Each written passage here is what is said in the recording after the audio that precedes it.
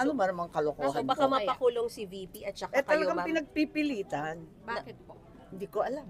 Mhm. May utos siguro, may pakay. Ma'am, Okay. palabas lang Bakit yung pag list ombudsman? na nilabas po, MM Eh kasi, lang. ha? Parang MM lang yung nilabas sa list. Sa Ah, ombudsman po. parang, ewan ko, di ko alam.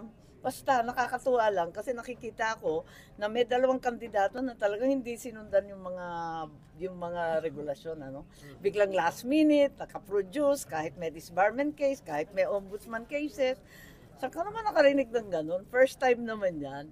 Ang JBC, tinitingala natin, ginagalang ng maigi. Ba't nagkaganito? Nakakalungkot lang. You still believe na may planong ipakulong si VP?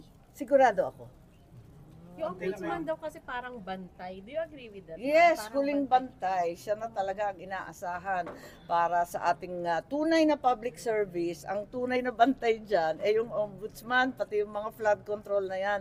Iuuwi yan sa ombudsman. Eh bakit maglalagay ng kaduda-dudang personalidad na, klaro naman, politiko naman yan. Hindi naman yan na maaring maging, anong sinabi, recognized probity and independence. Sumunod naman tayo sa batas for a change.